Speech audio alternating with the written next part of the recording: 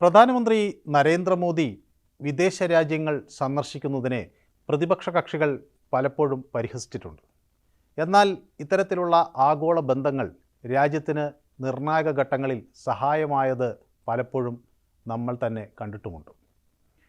ഇത്തരം വിദേശ ബന്ധങ്ങൾ അല്ലെങ്കിൽ വിദേശ രാജ്യങ്ങളുമായുള്ള ബന്ധങ്ങൾ ഇന്ത്യയെ സംബന്ധിച്ചിടത്തോളം വളരെ സുപ്രധാനമാണ്. പ്രധാനമന്ത്രി മോദിയുടെ ആദ്യ ഓസ്ട്രിയ സന്ദർശനം നടക്കാൻ പോവുകയാണ്. അത് വളരെ സുപ്രധാനമാണ്. ജൂലൈ 9-നും 10-നുമാണ് സന്ദർശനം. 40 വർഷത്തിനിടെ ഒരു ഇന്ത്യൻ പ്രധാനമന്ത്രി നടത്തുന്ന ആദ്യ ഓസ്ട്രിയൻ സന്ദർശനമാണിത്. 3 ദിവസത്തെ സന്ദർശനത്തിനിടെ president Alexander van der Bellen, അതുപോലെ ചാൻസലർ കാൾ നെഹാമർ എന്നിവരുമായി പ്രധാനമന്ത്രി കൂടിക്കാഴ്ച നടത്തും. നവീകരണം, സാങ്കേതികവിദ്യ, സുസ്ഥിര വികസനം എന്നിവയിലെ പങ്കാളിത്തം ശക്തിപ്പെടുത്തുന്നതിൽ ചർച്ചകൾ ശ്രദ്ധ കേന്ദ്രീകരിക്കും. വ്യാപാര നിക്ഷേപ അവസരങ്ങൾ അവലോകനം ചെയ്യുന്നതിനായി പ്രധാനമന്ത്രി അവിടുത്തെ വ്യവസായ പ്രമുഖരുമായും കൂടിക്കാഴ്ച നടത്തും. പ്രൊഫഷണലിസത്തിന് പേരുകേട്ട ഓസ്ട്രിയയിലെ ഇന്ത്യൻ സമൂഹവുമായും സംവദിക്കും. ഓസ്ട്രേലിയൻ സന്ദർശനത്തിന് മുന്നോടിയായി പ്രധാനമന്ത്രി റഷ്യൻ സന്ദർശനം നടത്തുന്നുണ്ട്. അതും വളരെ സുപ്രധാനമാണ്. തൻ്റെ സുഹൃത്ത് റഷ്യൻ പ്രസിഡന്റ് വ്ളാഡിമിർ പുടിനുമായി ഉഭയകക്ഷി സഹകരണത്തിൻ്റെ എല്ലാ വശങ്ങളും അവലോകനം ചെയ്യും എന്നാണ് സന്ദർശനത്തെപ്പറ്റി പ്രധാനമന്ത്രി ആദ്യം വ്യക്തമാക്കിയത്. വിവിധ പ്രാദേശിക ആഗോള കാര്യങ്ങളിലെ വീക്ഷണങ്ങളും ഇരു നേതാക്കളും തമ്മിൽ ചർച്ച ചെയ്യും. ഊർജം, സുരക്ഷ, വ്യാപാരം, നിക്ഷേപം, ആരോഗ്യം, വിദ്യാഭ്യാസം, സാംസ്കാരിക മേഖല, അതുപോലെ വിനോദസഞ്ചാരം, ഇങ്ങനെയുള്ള മേഖലകളിൽ ഇന്ത്യയും റഷ്യയും തമ്മിലുള്ള തന്ത്രപരമായ പങ്കാളിത്തം കഴിഞ്ഞ 10 വർഷങ്ങളായി പുരോഗമിക്കുകയാണ്. ഇന്ത്യയുമായി വളരെ അടുത്ത സൗഹൃദം പങ്കിടുന്ന രാജ്യമായി റഷ്യ തുടരുകയും ചെയ്യുന്നു എന്നതും വളരെ സുപ്രധാനമാണ്. മോദി പ്രധാനമന്ത്രിയായതിനു ശേഷം ഇരു നേതാക്കളും മൊത്തം 16 തവണ കൂടിക്കാഴ്ച നടത്തിയിട്ടുണ്ട്. 2002 ഫെബ്രുവരിയിൽ റഷ്യ യുക്രൈനെ ആക്രമിച്ചതിന് ശേഷം പാശ്ചാത്യ ഉപരോധങ്ങൾക്ക് അത് കാരണമായി. 2019 സെപ്റ്റംബറിൽ നടന്ന ഈസ്റ്റേൺ എക്കണോമിക് ഫോറം യോഗത്തിലാണ് മോദി അവസാനമായി റഷ്യയിലേക്ക് പോയത്. വാർഷിക ഉഭയകക്ഷി ഉച്ചകോടിക്കായി 2021 ഡിസംബറിലാണ് പുടിൻ അവസാനമായി ഇന്ത്യ സന്ദർശിച്ചത്. മോദി സത്യപ്രതിജ്ഞയ്ക്ക് ശേഷമുള്ള തൻ്റെ ആദ്യ സന്ദർശനത്തിനായി റഷ്യയെ തിരഞ്ഞെടുത്തത് എന്തുകൊണ്ടാണ് എന്ന ചോദ്യം പല കോണുകളിൽ നിന്നും ഉയരുന്നുണ്ട്. ഇന്ത്യ ഒരു പ്രധാനമന്ത്രിയെ തിരഞ്ഞെടുത്തതിന് ശേഷം അല്ലെങ്കിൽ ഇന്ത്യ ഒരു പ്രധാനമന്ത്രിയെ തിരഞ്ഞെടുക്കുമ്പോൾ അവർ സ്വാഭാവികമായും അയൽ രാജ്യങ്ങളാണ് ആദ്യഘട്ടത്തിൽ സന്ദർശിക്കുക. എന്നാൽ ആ കീഴ്വഴക്കം ഇവിടെ മാറുകയാണ്. ഇന്ത്യയുടെ പുതിയ പ്രധാനമന്ത്രി ആദ്യമായി അയൽ രാജ്യത്തേക്ക് യാത്ര ചെയ്യുന്നു എന്നൊരു പാരമ്പര്യം ആണ് ഇവിടെ മാറ്റിമറിക്കപ്പെടുന്നത്.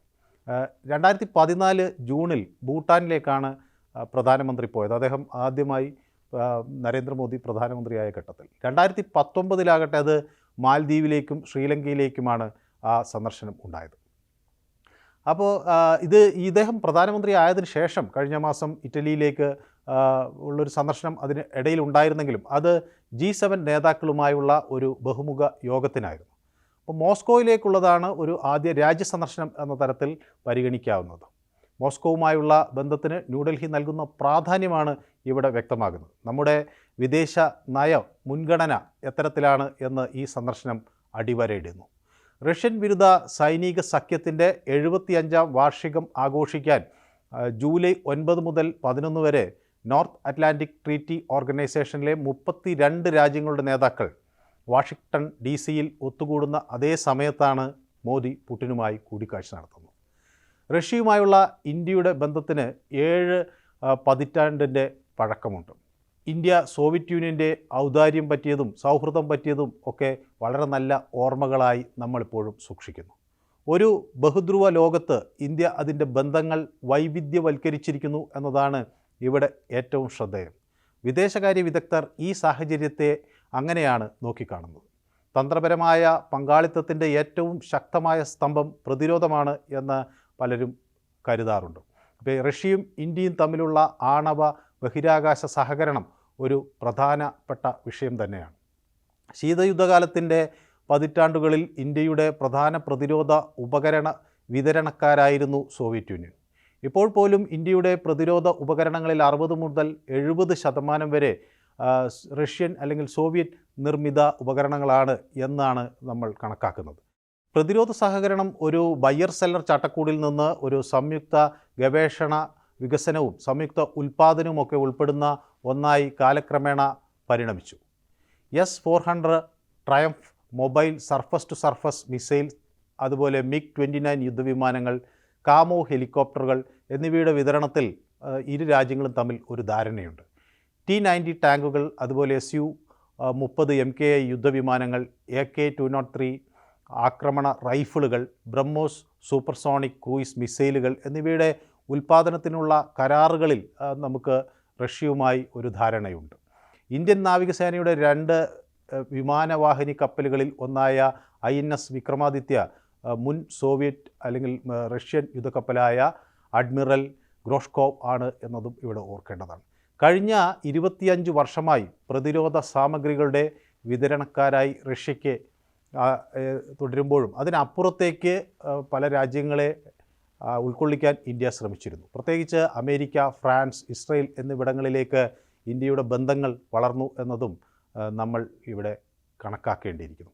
എന്നിരുന്നാലും മോസ്കോയെ നമുക്ക് ഒരു കാലഘട്ടത്തിലും അകറ്റി നിർത്താൻ കഴിഞ്ഞിട്ടില്ല. പ്രത്യേകിച്ച് ഈ കിഴക്കൻ ലഡാക്കിൽ അവിടെ ഈ യഥാർത്ഥ നിയന്ത്രണ രേഖയിൽ ചൈനീസ് ആർമിയുമായുള്ള ഇന്ത്യൻ സൈന്യത്തിൻ്റെ തർക്കങ്ങളും അത് സംബന്ധിച്ചൊക്കെയുള്ള ചില സംഘർഷ സാധ്യതകളുമൊക്കെ നിലനിൽക്കുന്ന ഒരു സാഹചര്യത്തിൽ ഇത് വളരെ സുപ്രധാനമാണ്. റഷ്യയിൽ നിന്നുള്ള ഉപകരണങ്ങളും സ്പെയറുകളും സ്ഥിരവും വിശ്വസനീയവുമായ വിതരണവുമൊക്കെ ഇന്ത്യക്ക് അത്യാവശ്യമാണ്. കൂടാതെ മോസ്കോ അതിൻ്റെ സെൻസിറ്റീവ് പ്രതിരോധ സാങ്കേതിക വിദ്യകൾ ബീജിങ്ങുമായി പങ്കിടാതിരിക്കുകയും വേണം. യുക്രൈനിലെ യുദ്ധത്തിൻ്റെ തുടക്കം മുതൽ വർദ്ധിച്ചു വരുന്ന ക്രൂഡ് ഓയിൽ വിലയിൽ നാണയപ്പെരുപ്പത്തിൻ്റെ ആഘാതം കുറയ്ക്കുന്നതിനായി ഇന്ത്യ വലിയ അളവിൽ റഷ്യൻ എണ്ണ വാങ്ങിയിരുന്നു. അതും വളരെ കുറഞ്ഞ വിലയിൽ വാങ്ങി എന്നതും ശ്രദ്ധേയമാണ്. റഷ്യൻ ക്രൂഡ് വാങ്ങുന്നത് ഉഭയകക്ഷി വ്യാപാരത്തിൻ്റെ അളവ് പ്രതീക്ഷകൾക്കും ലക്ഷ്യങ്ങൾക്കുമൊക്കെ അപ്പുറത്തേക്ക് തള്ളിവിട്ടു. യുദ്ധത്തിനു മുമ്പ് 2025 ഉഭയകക്ഷി വ്യാപാര ലക്ഷ്യം $30 ബില്യൺ നിശ്ചയിച്ചിരുന്നു. എന്നിരുന്നാലും വാണിജ്യ വകുപ്പിൻ്റെ കണക്കുകൾ പ്രകാരം 2023-24 സാമ്പത്തിക വർഷത്തിൽ ഉഭയകക്ഷി വ്യാപാരം എക്കാലത്തെയും ഉയർന്ന നിരക്കായ $65.7 ബില്യൺ. വ്യാപാര സന്തുലിതാവസ്ഥ റഷ്യയ്ക്ക് അനുകൂലമായിരുന്നു. എന്നാലും ഇന്ത്യയുടെ $61.44 ബില്യൺ ഇറക്കുമതി കൂടുതലും റഷ്യൻ എണ്ണയായിരുന്നു, പെട്രോളിയം ഉൽപ്പന്നങ്ങൾ എന്ന് വേണമെങ്കിൽ പറയാം. ഇതോടൊപ്പം രാസവർഗ്ഗങ്ങളും അതുപോലെ ധാതുവിഭവങ്ങളും ലോഹങ്ങളും സസ്യ എണ്ണകളും ഒക്കെ ഉണ്ട്. എന്നിരുന്നാലും പെട്രോളിയം ഉൽപ്പന്നം തന്നെയായിരുന്നു ഏറ്റവും കൂടുതൽ. ഇന്ത്യ പാശ്ചാത്യ സഖ്യകക്ഷികളുമായി നയതന്ത്ര ബന്ധം നിലനിർത്തി ഇതിന് ഇടയിൽ എന്നതും ഒരു പ്രധാനപ്പെട്ട കാര്യമാണ്. റഷ്യൻ നേതാക്കൾ പുറപ്പെടുവിച്ച ആണവ യുദ്ധ ഭീഷണികളിൽ ആശങ്ക പ്രകടിപ്പിച്ച് നയതന്ത്രപരമായ ധാർമ്മികത ഇന്ത്യ നിലനിർത്തി.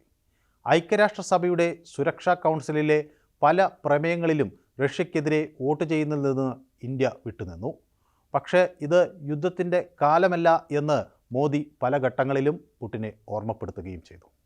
പുടിനുമായും ഉക്രൈൻ പ്രസിഡന്റ് വ്ളാഡിമിർ സെലൻസ്കിയുമായും ഫോൺ സംഭാഷണം നടത്തിയ ചുരുക്കം ചില ലോക നേതാക്കളിൽ ഒരാളാണ് നരേന്ദ്രമോദി. ഇറ്റലിയിലെ G7 മീറ്റിങ്ങിൽ മോദിയെ തൻ്റെ രാജ്യത്തേക്ക് സെലൻസ്കി ക്ഷണിച്ചു. പ്രധാനമന്ത്രി കിയേവിലേക്ക് പോകുന്നതിനെ സംബന്ധിച്ച് ചില ചർച്ചകളും നടന്നിട്ടുണ്ട് എന്നാണ് വിവരം.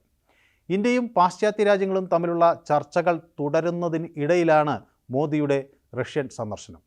G7 വേദിയിൽ പാശ്ചാത്യ നേതാക്കളുമായി പ്രധാനമന്ത്രി നരേന്ദ്രമോദി കൂടിക്കാഴ്ച നടത്തിയിരുന്നു. തുടർന്ന് US ദേശീയ സുരക്ഷാ ഉപദേഷ്ടാവ് ജാക്ക് സള്ളിവൻ ഡൽഹി സന്ദർശിച്ചു. അതിനുശേഷം കോൺഗ്രസ് അംഗം മൈക്കിൾ മക്കോൾ, മുൻ US house speaker Nancy Pelosi എന്നിവരുടെ നേതൃത്വത്തിലുള്ള US കോൺഗ്രസ് പ്രതിനിധി സംഘം ധർമ്മശാലയിലെത്തി ദലാലാമയെ സന്ദർശിച്ചു. ഇന്ത്യൻ നയതന്ത്രപരമായ താൽപ്പര്യങ്ങൾക്ക് വിരുദ്ധമായി മോസ്കോ ബീജിംഗ് ബന്ധം ഒരു പ്രധാന ആശങ്കയാണ്. റഷ്യ ചൈന ബന്ധത്തിൽ വിള്ളൽ വീഴ്ത്താൻ പ്രധാനമന്ത്രി നരേന്ദ്രമോദിയുടെ സന്ദർശനത്തിന് കഴിയുമോ എന്ന വലിയ ചോദ്യവും ഈ ഘട്ടത്തിൽ ഉയരുകയാണ്.